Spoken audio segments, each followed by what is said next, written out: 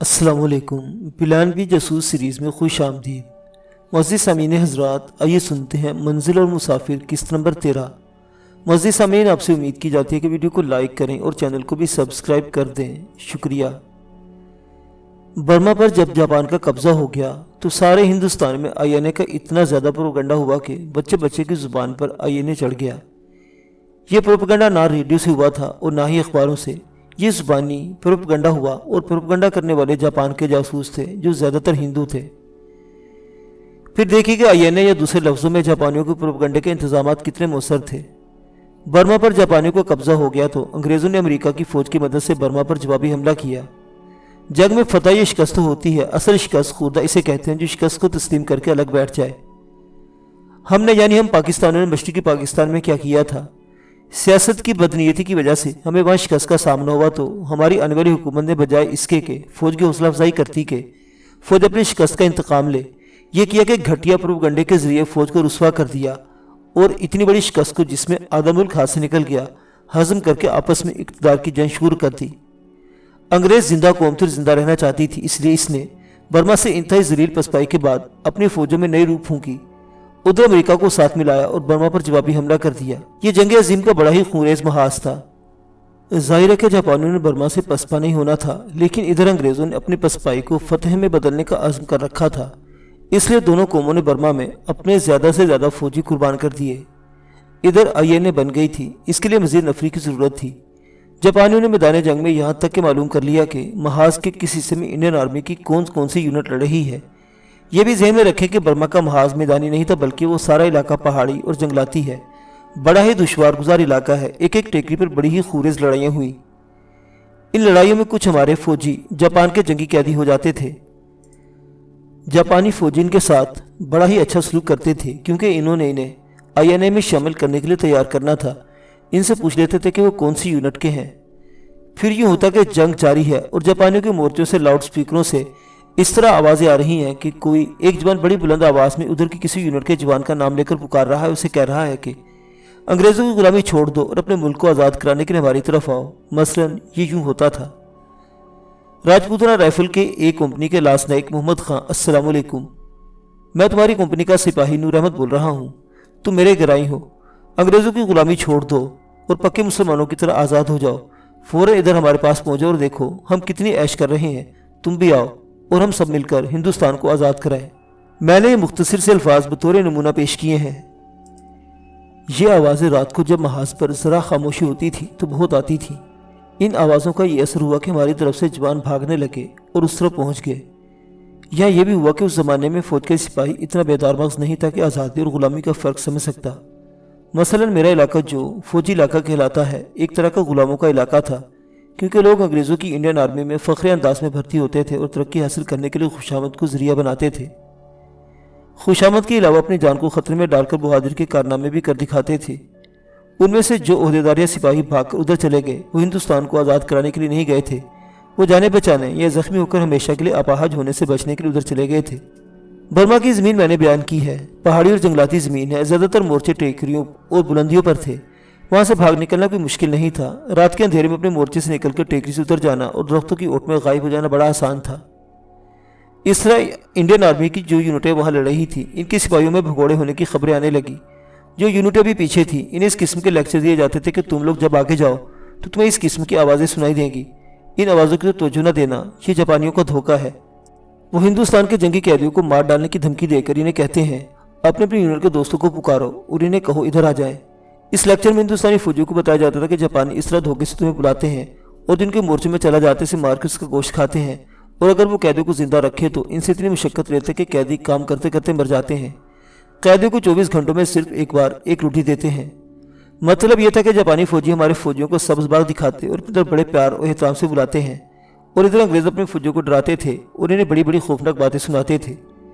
اس میں کوئی شک نہیں کہ جو ہندوستانی فوجی ادھر چلا جاتا تھا اسے جاپانی ہاتھوں ہاتھ لیتے اور پوری عزت سے پیچھے اس جگہ بھیج دیتے جہاں انڈین نیشنل آرمی کو تیار اور منظم کیا جا رہا تھا۔ اس میں زیادہ تر ہندو تھے۔ اب میں آپ کو بتاتا ہوں کہ غلامی کیا ہوتی ہے۔ میں کہتا ہوں کہ ہندوستانیوں نے غلامی کا وہ ذائقہ تو چکھا ہی نہیں تھا جو انگریزوں نے بنگالیوں کو چکھایا تھا۔ یہ ایک زہر تھا جو بنگالیوں کو دیا گیا تھا۔ آپ نے ایک اصطلاح سنی ہوگی، بھوکا بنگالی۔ مجھے یاد ہے کہ یہ اصطلاح ہمارے گاؤں تک بھی پہنچی۔ جب بنگالی کا نام آتا تھا تو جب تک بھوکا نہ کہا جاتا اس نام کو نامکمل سمجھا جاتا تھا۔ میں آپ کو بتاتا چلوں کہ یہ اصطلاح چلی کس طرح تھی۔ اس زمانے کے فوجی بھی زندہ ہے جو بنگال میں رہے تھے، وہ جانتا کہ انگریزوں نے بنگالیوں کو کس طرح بھوکا مارا تھا۔ یہ میں اپنی اس داستان میں اس لیے شامل کر رہا ہوں کہ ہمارے وہ نوجوان جو سمجھتے ہی نہیں کہ آزادی کیا ہے، انہیں پتہ چلے کہ جب خداوند تعالیٰ کی یہ فرمان الہی پورا ہو جاتا ہے کہ اگر تم اپنے اخلاق اور کردار کو نہیں سنوارو گے یا قرآن کے مطابق نہیں کرو گے تو ہم تم پر ایک اور قوم کو مسلط کر دیں گے۔ تو یہ قوم جو کسی بدکار اور بد عہد قوم پر مسلط ہوتی ہے تو وہ محکوم قوم کے ساتھ کیا سلوک کرتی ہے۔ بنگالی لڑنے والی قوم ہے، خصوصاً مسلمان جنگجو ہیں اور جنگجو چلے آ رہے تھے۔ انہوں نے جب دیکھا کہ سبھاش چندر بوس جو بنگالی تھا جاپان کے پاس چلا گیا ہے اور جاپان کی مدد سے ہندوستان کو آزاد کرانا چاہتا ہے تو بنگالیوں نے فوج میں بھرتی ہونا چھوڑ دیا۔ بعض لوگوں کا یہ خیال ہے کہ بنگالی بزدل تھے اس لیے فوج میں بھرتی نہیں ہوتے تھے۔ یہ بالکل غلط ہے۔ میں نے بنگالیوں کو قریب سے دیکھا ہے۔ مسلمان بنگالی شجاعت پر کسی کو شک نہیں تھا۔ ستمبر سن 1965 میں لاہور کے محاذ پر عبیدیہ سیکٹر میں بنگالی رجمنٹیں لڑ رہی تھی۔ ان کی شجاعت نے مغربی پاکستان کو بچا لیا تھا۔ کہیں سے بھی کوئی ایسی خبر نہیں ملی تھی کہ کسی بنگالی نے بزدلی کا مظاہرہ کیا ہو یا دھوکہ دیا ہو۔ سن 71 کی جنگ میں لاہور کے محاذ پر بنگالیوں کی پوری بٹالین بھاگ کر دشمن کے پاس چلی گئی تھی۔ مشرقی پاکستان میں بھی بنگال ریجمنٹ کے بنگالیوں نے ایسا ہی کیا تھا۔ اسے ہم غداری کہتے ہیں، لیکن ان کی نظر میں یہ بہادری تھی۔ اسے کہنا غلط ہے کہ بنگالی بزدل تھا۔ میں نے آپ کو وجہ بتائی ہے کہ بنگالیوں نے کیوں انگریزوں کی انڈین آرمی میں بھرتی ہونے سے انکار کر دیا تھا۔ ایک وجہ اور ہوئی، وہ یہ کہ بنگال چاول پیدا کرتا تھا۔ چاول کے تاجروں نے تمام چاول کسانوں سے خرید کر غائب کرنا شروع کر دیا تھا۔ اس میں ان کا کاروباری فائدہ بھی تھا اور یہ ہندو کانگریس کی کارروائی بھی تھی۔ آپ وجہ کو آپ چھوڑیں، انگریز نے جب اپنا شاہانہ حکم چلایا تو سارے بنگال کی پیداوار اپنے قبضے میں اس طرح کر لی کہ عام لوگ سمجھ نہ سکے کہ ہوا کیا ہے، اور ملک میں قحط پڑ گیا۔ یہ مصنوعی قحط ایسا پڑا کہ چاول کا کہیں ایک دانہ نظر نہیں آتا تھا۔ لوگوں کے احتجاج کو کون سنتا؟ وہ جمہوریت نہیں تھی بلکہ انگریزوں کی بادشاہی تھی۔ یہ بادشاہی فرعونیت میں بدل گئی اور بنگالی بھوک سے مرنے لگے۔ میں ان دنوں اپنی بٹالین کے ساتھ کلکتہ میں تھا، پھر ہماری بٹالین کو ڈھاکہ بھیجا گیا۔ اللہ میری توبہ، میں نے وہاں جو منظر دیکھے آج بھی یاد کرتے تو رونگٹے کھڑے ہو جاتے ہیں۔ بڑے ہوٹلوں میں جہاں فوجی افسر جاتے تھے چاول پکتے تھے۔ میں نے دیکھا کہ ہوٹل کے برتن دھلنے اور جو پانی نالی سے باہر آتا تھا وہاں بنگالی بچے ایک دوسرے پر گر کر ایک دوسرے کو دھکے دے کر اس پانی میں ہاتھ ڈالتے تھے، کیونکہ اس پانی میں چاول کے دانے باہر آتے تھے۔ گندی پلیٹیں دھلنے سے کچھ دانے باہر آ جاتے تھے۔ چھوٹے چھوٹے بچے ہوٹلوں کی نالیوں میں سے چاول کا ایک ایک دانہ اٹھا کر منہ میں ڈالتے تھے۔ فوجیوں کو شہر میں جانے کی اجازت تھی۔ فوجی جب شہر میں گھوم پھر کر واپس آتے تو ایسی باتیں سناتے تھے کہ ہاتھ اپنے ہی آپ کانوں تک پہنچ جاتے اور زبان بے اختیار اللہ اللہ آ جاتا تھا۔ اس میں کوئی جھوٹ نہیں کہ بیشتر بنگالیوں نے اپنے بچے بیچ ڈالے تھے۔ 10 12 سال کی بچیاں ہوسکار آدمیوں کے حوالے کر دیتے تھے۔ کوئی عورت بچے کو جنم دیتی تو نوزائیدہ بچے کو اٹھا کر باہر پھینک دیتے تھے۔ میں ایک روز شہر گیا، میرا دوست حمید میرے ساتھ تھا۔ ایک ادھیڑ عمر بنگالی نے مجھے روک لیا۔ بنگال کے بڑے بڑے شہروں میں عصمت فروشی تو بہت زیادہ تھی، خصوصاً کلکتہ تو فوج کا شہر بن گیا تھا۔ محاذ سے جو یونٹیں واپس آتی تھیں وہ کلکتہ میں رکتی تھیں، اور ان کی جگہ جو یونٹیں آگے بھیجی جاتی تھیں وہ کلکتہ ہی میں رکی ہوتی تھیں۔ انگریزوں کی فوجیں بھی تھیں جنہیں ہم گورا ریجمنٹیں کہا کرتے تھے، اور امریکی فوج بھی تھی۔ اس کے علاوہ آسٹریلیا کی اور کچھ دوسرے ملکوں کی فوجیں بھی تھیں۔ افریقہ کے حبشیوں کی ریجمنٹیں بھی تھیں۔ آپ جانتے کہ فوجی جب فرنٹ سے آتا ہے تو وہ یوں سمجھتا ہے جیسے موت کے منہ سے نکل کر آیا ہو۔ میں پاکستان آرمی کی بات نہیں کر رہا، میں جنگ عظیم کے دور کی بات کر رہا ہوں۔ فرنٹ سے آئے ہوئے فوجی سب سے پہلے عصمت فروشوں کے ہاں پہنچتے تھے۔ کلکتہ میں تو یہ عالم تھا کہ ایک آدمی 2 3 عورتیں ساتھ ہی پھرتا تھا۔ فوجی اپنی وردی میں ہوتے تھے، سویلین کپڑے پہننے کی اجازت نہیں تھی۔ جہاں کہیں فوجی رک جاتا عصمت فروش اسے گھیر لیتے اور اپنی عورتیں انہیں دکھاتے تھے۔ یہ دھندا کھلے بندوں چلتا تھا، پولیس کی کوئی چیکنگ یا پابندی نہیں تھی۔ میں ڈھاکہ شہر کی بات کر رہا ہوں۔ حمید میرے ساتھ تھا۔ ہمیں ایک ادھیڑ عمر آدمی نے روک دیا۔ فٹ پاتھ پر ساتھ ہی 2 نوجوان لڑکیاں کھڑی تھیں۔ ان لڑکیوں کا انداز طوائفوں والا تھا ہی نہیں۔ انہوں نے میلے کچالے کپڑے پہن رکھے تھے اور سانولے چہروں پر اداسی تھی۔ صاحب بی بی، اس آدمی نے پوچھا۔ ہر فوجی کو یہ الفاظ صاحب بی بی ہر 10 15 قدم پر سننے پڑتے تھے۔ इस शख्स ने हमें रोका और यही सवाल किया तो मैंने लड़कियों को देखा और मुझे कुछ शक हुआ। तुम कौन हो? मैंने आहिस्ता से पूछा। मुसलमान हो या हिंदू? मुसलमान हूँ साहिब, इसने कहा। लड़की देखें। क्या ये तुम्हारा पेशा है? मैंने पूछा। नहीं साहिब, इसने जवाब दिया और इसके साथ इसके आंसू निकल आए। बोला, पैसा मत दो, एक टाइम का चावल दे दो, रोटी खिला दो। मैं ये नहीं कह रहा कि मैं कोई शरीफ आदमी था। मैंने पहले भी कहा है कि मैं अपने आप को हीरो साबित नहीं कर रहा। मैं इसी किस्म का फौजी था जिस किस्म के फौजी इस वक्त हुआ करते थे। अगर वो पेशावर इस्मत फरोश होता तो मैं इसके साथ सौदाबाजी करता और फिर इसके साथ चल पड़ता। लेकिन इससे जब ये कहा कि वो मुसलमान है और ये इसका पेशा नहीं, तो मेरे खून में ऐसा उबाल आया कि पहले ही जी में आई कि इस आदमी का गला घोंट दूँ। लेकिन मैं बेबस था और ये शख्स मजबूर था। भूख ने इसके दिमाग पर स्याह काला पर्दा डाल दिया था। मैंने इससे पूछा कि इसके कितने बच्चे हैं। इसने 8 बच्चे बताए। ये 2 लड़कियां बड़ी थीं, उनमें से एक की उम्र 14 और दूसरी की 16 साल हो गई। इसने ये भी बताया कि इसकी बीवी और एक बच्चा पैदा करते मर गई है। इसके बच्चे घर में भूख से तड़प रहे थे। मैंने हमीद के साथ बात की और हम दोनों ने तय कर लिया कि हमें क्या करना है। मैंने इससे कहा कि हमें ये खड़ा रहे और किसी गाहक को फांसने की कोशिश न करे। मैं और हमीद वापस वहाँ से अपने कैंप में आए। मैं जो कि दफ्तर का काम करता इसलिए मेरा कुछ रसूख चलता था। फौज में राशन की कोई कमी नहीं थी। मैंने एक हवलदार को बुलाया, उसके साथ बात की। इसने कहा कि तुम किस किस मुसलमान बंगाली का पेट भरोगे। मैंने इसे कहा कि मुझे जिसने अपनी कमसिन बच्चियाँ पेश की हैं, मैं कम अज़ कम इसका एक वक्त के लिए पेट तो भर दूँ। बहरहाल कुछ मुबासे के बाद थोड़े से राशन का बंदोबस्त हो गया। मेरा ख्याल है कि 2 सेर चावल होंगे और इतनी ही सी दाल और कुछ इतना ही आटा बांधकर मैं और हमीद फिर वहाँ गए जहाँ वो शख्स मिला था। कैंप से ही राशन निकालना बहुत मुश्किल था क्योंकि संतरी घूमते रहते थे, लेकिन हम दोनों इधर उधर से निकल गए। वो शख्स वहीं खड़ा था। हमने ये राशन के हवाले किया तो इससे अपने बेटे की तरफ देखा, फिर इसने हमारी तरफ देखा। अपने साथ ले जाएगा? इसने पूछा। ये मेरे घर जाएगा। वो पूछ रहा था कि हम लड़कियों को लेकर कहाँ जाएंगे। हम तुम्हारी बेटी को कहीं भी नहीं ले जाएंगे। मैंने कहा, हम मुसलमान हैं, हम ये राशन तुम्हारे बच्चों के लिए लाए हैं, ये भी और अपनी बेटियों को भी वापस ले जाओ। इसने मेरी तरफ आंखें फाड़कर देखा और देखते ही देखते इसकी आंखों से आंसू जारी हो गए।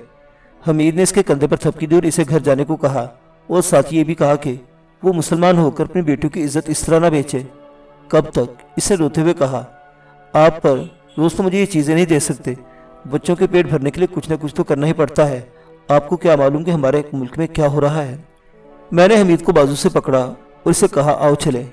मेरी अक्ल तो जैसे बेकार हो गई थी, कुछ समझ नहीं आती थी। बेइख्तियार मेरे मुंह से निकला, ये है गुलामी, ये है गुलामी। हमीद को बाजू से पकड़कर हुए मैं वापस आ रहा था। बेशुमार नन्हे मुन्ने हाथ हमारे आगे फैलते जा रहे थे। इन लोगों की खेतियां बंजर नहीं हुई थी, बांझ भी नहीं हुई थी। हुआ सिर्फ ये था कि इनके खेतों पर अंग्रेज काबिज हो गया था। उस रात मुझे बुजुर्ग कबायली पठान बहुत याद आया। इसकी बातें याद आई। इसने कहा था कि तुम नहीं जानते कि मुसलमान काफिर का गुलाम हो जाए तो मुसलमान का ईमान बर्बाद हो जाता है। वो मुसलमान नहीं रहता, इसका रोज़ा कबूल नहीं होता और इसकी नमाज भी कबूल नहीं होती। इसने ये भी कहा था कि मत सोचो कि तुम्हें पैसा किधर से मिलता है, ये सोचो कि तुम्हारा ईमान किस तरह ठीक रहता है। और इस बुजुर्ग पठान ने यह भी कहा था कि फरंगी ने तुम्हें बहुत सस्ता खरीद लिया है। मुझ में इतनी अकल नहीं थी कि मैं सोचता कि अंग्रेज़ों किस तरह आज़ाद हुआ जा सकता है। मैंने ये भी सोचा कि इस उदयमर मुसलमान को मैं किस तरह हर रोज़ राशन पहुंचा सकता हूँ। नामुमकिन था, मैं कुछ भी नहीं कर सकता था। मुझे वहाँ के सिर्फ मुसलमानों का ख्याल आ रहा था। मैं अकल से नहीं जज्बात से मखलूब होकर सोच रहा था। मुझे आईएनए का ख्याल आया। मैं आईएनए के मुतल्लिक या इसके पस मंज़र और असलियत के मुतल्लिक जो बातें पहले सुनी थी वो मुझे बाद में मालूम हुई। इस वक्त तक जिस वक्त की मैं बात कर रहा हूँ मैं आईएनए को बिल्कुल जायज़ समझता था और जिस रोज़ मैंने इस मुसलमान बंगाली को देखा उस रोज़ से आईएनए को ज़रूरी समझने लगा।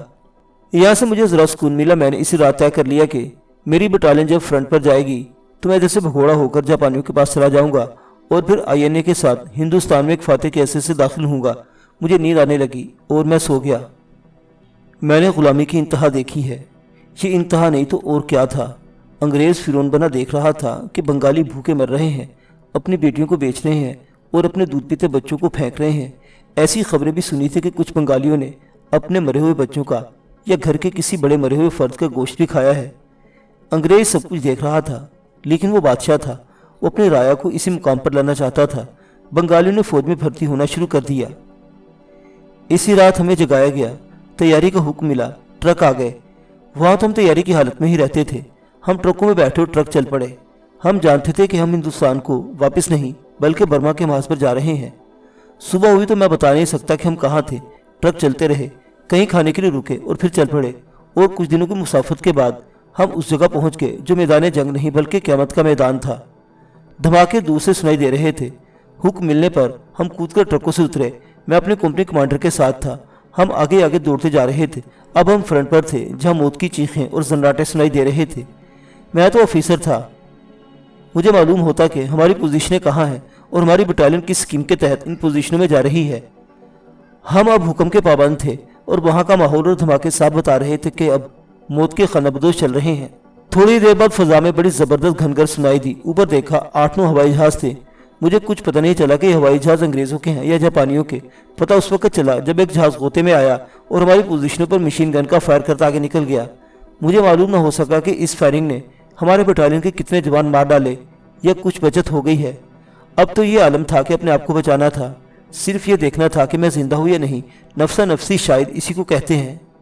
4-5 हवाई जहाज सिर्फ हमारे सरों से गुजर गए। उनकी मशीन गनें गोलियां उगल रही थी। हमारे मशीन गनों ने उस पर फायरिंग की और एक जहाज मार गिराया। इस हवाई जहाज से पहले धुआं निकला, फिर यह धमाके से फटा और इसके टुकड़े फजा में बिखर गए। दूसरे जापानी हवाबाज ने इस वक्त इंतकाम ले लिया। मैंने एक बुलंद टेकरी के पीछे को देखा। हम जिन ट्रकों से उतरे थे वो मुझे नजर आ रहे थे। वो जहाँ के खड़े थे वो कोई वसी मैदान नहीं था। वो 250-300 गज चौड़ी जगह थी। इसकी 3 तरफ टेकरियाँ थी। जगह कम होने की वजह से ट्रक एक दूसरे के साथ लगे हुए थे। मैदान जंग में ट्रकों को इस तरह इकट्ठा नहीं रखा जाता था, लेकिन इन ट्रकों में से सामान उतारा जा रहा था। इसी सामान में हमारी बटालियन का रिजर्व एमुनेशन था और इसमें ग्रेनेड भी थे और बटालियन का दूसरा सामान भी था। हेडक्वार्टर कंपनी के कुछ जवान ये सामान ट्रकों से उतार रहे थे। एक जापानी हवाबाज ने अपने हवाई जहाज को गोते में देकर इन ट्रकों पर मशीन गन से फायरिंग की और आगे निकल गया। इसके पीछे दूसरा हवाई जहाज आया। इसके परों के नीचे से 2 बम निकले जो ट्रकों के झुरमुट के बस में गिरे। मालूम होता था कि ये बम एमुनेशन के बक्सों पर गिरे हैं।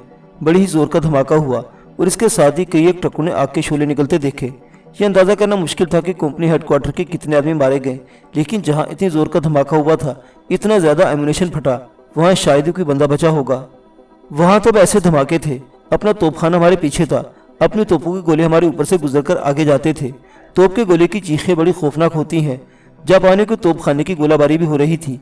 मुझे कंपनी कमांडर से इतना पता चला कि जापानी बड़ा ही सख्त मुकाबला कर रहे हैं, लेकिन वो पीछे भी हट रहे हैं। हमें बार बार एडवांस का हुक्म मिलता था। इसका मतलब यह था कि जापानी पीछे हट रहे हैं। हम पूरा एक दिन किसी एक पोजीशन में नहीं रहते। दिन कहीं और रात कहीं होती थी। एक रोज़ फिर हमें एडवांस का हुक्म मिला। उस रोज़ तो ये आलम था कि जापानियों की मशीन गनों और राइफलों का फायर सही मायनों में बारिश की तरह आ रहा था। इनकी तोपों के गोले हमारी पोजीशनों के करीब करीब फट रहे थे। थोड़ी थोड़ी देर बाद इत्तला आती कि हमारी कंपनी के इतने जवान जख्मी हो गए और इतने मारे गए हैं। साफ पता चलता था कि जापानी जमकर मुकाबला कर रहे हैं। मैं पहली बार इस खौफ में मुब्तला हुआ कि मैं आज नहीं तो कल मारा जाऊंगा। मुझे बार बार अपने दोस्त हमीद का ख्याल आ रहा था। वो बटालियन की एक और राइफल कंपनी में था। मैंने अपने अंग्रेज कंपनी कमांडर को भी घबराहट के आलम में देखा। लड़ाई की सूरत को इस तरह थी कि हमारी पोजीशनों की एक लंबूतरी टेकरी पर थी और जापानी सामने वाली टेकरी पर मोर्चा बंद थे। ये महाज दूर दूर तक फैला हुआ था। मैं इस लड़ाई की शिद्दत और खूनरेजी को पूरी तरह बयान नहीं कर रहा क्योंकि बात बहुत लंबी हो जाएगी। इतना बताना जरूरी समझता हूँ कि हमारी कंपनी के करीबन 15 जवान मारे जा चुके थे और इतने ही जख्मी हुए थे और जख्मी होते जा रहे थे। रात आई तो यकलत महाज खामोश हो गया। ये खामोशी खतरनाक थी। ऐसा हो ही नहीं सकता था कि जापानी भाग गए हों। हमने थोड़ा थोड़ा खाना खाया। उम्मीद तो ये थी कि रात खैरे से गुजर जाएगी, लेकिन 12:05 ही हुए होंगे कि रात का सुकून धमाकों से लर्जने और कांपने लगा। हमारे हर तरफ गोले फट रहे थे। बड़ी ही शदीद गोलाबारी थी। इस गोलाबारी का मतलब यह था कि जापानियों ने जवाबी हमला किया है। तोपों के गोले बड़ी ज़्यादा तादाद में हमारे पीछे भी, टेकरी के ऊपर भी और टेकरी के सामने भी गिर रहे थे। इनकी चमक से रात जरा सी रोशन होती थी और फिर तारीख हो जाती थी। एक गोला हमारे बहुत ही करीब फटा। इस वक्त मैं अपने कंपनी कमांडर से 10-12 कदम दूर टेकरी पर पोजीशन लिए हुए था। गोलाबारी के दौरान कोई जवाबी फायर नहीं किया था। जवाबी फायर अगर किया जाता तो वो तोपखाना किया करता था। हमारा तोपखाना गोलाबारी कर रहा था और यह भी बहुत ही शदीद और तेज़ गोलाबारी थी। मेरे करीब जो गोला फटा वो जगह कंपनी कमांडर की थी। इस धमाके से मैं यूँ लगा जैसे मेरे कान बंद हो गए हों, लेकिन मेरे कानों में अपने कंपनी कमांडर की ऐसी आवाज़ पड़ी जैसे वो जख्मी हो गया हो। इसका उबदली इसके साथ था और सिग्नल भी इसके करीब ही था। इस किस्म की आवाज़ें सुनाई थी जैसे भगदड़ मच गई हो। मैं उठा और दौड़ के इन तक पहुंचा। तोप के गोले के 2 या 3 टुकड़े हमारे कंपनी कमांडर को लग गए थे। पेट पर हाथ रखा तो साफ पता चल रहा था कि पेट अंदर चला गया है। वो मर चुका था। उर्दली ने मार्चे हिलाकर देखा। एक टुकड़ा इसके समय लगा था। मेरा ख्याल है कि इसकी खोपड़ी कट गई थी। कंपनी कमांडर ने उर्दूली से कहा कि कुछ पता नहीं कि सीओ साहिब कहाँ हैं। कंपनी कमांडर की मौत की इत्तला देनी थी। गोलाबारी ने और ज़्यादा शिद्दत इख्तियार कर ली। हमारी टेकरी पर 3-4 गोले और फटे तो हम तीनों इधर उधर दौड़ पड़े। मैं टेकरी के पीछे उतर गया। इस अंग्रेज़ के मरने का मुझे ज़रा भी अफसोस न हुआ, बल्कि खुशी हुई कि एक अंग्रेज़ तो कम हुआ। इसके बाद यही कुछ होता रहा कि दोनों तरफ के तोपखाने फायर करते रहे और रात गुजर गई। रात तो गुजर गई और तोपखानों के गोले भी कम हो गए, लेकिन मशीन गनों और राइफलों का जो फायर शुरू हुआ तो 1 इंच भी महफूज न रहा। मैं छोटे छोटे दरख्तों की झुरमट में जा बैठा और कुछ पता नहीं चल रहा था कि मेरी कंपनी कहाँ गई और बटालियन की दूसरी कंपनियां कहाँ हैं। मैं वहां से उठा और एक टेकरी के पीछे पीछे चल पड़ा। मैं फायर से बचता था। चलते चलते मुझे 2 टेकरों के दरमियान से नजर आया कि मेरी बटालियन इन पोजीशनों से उतरकर अगली पोजीशनों में जा रही है। फायरिंग में कुछ कमी आ गई थी। इससे यह जाहिर होता था कि जापानी हमला करने के बजाय पसपा हो रहे हैं।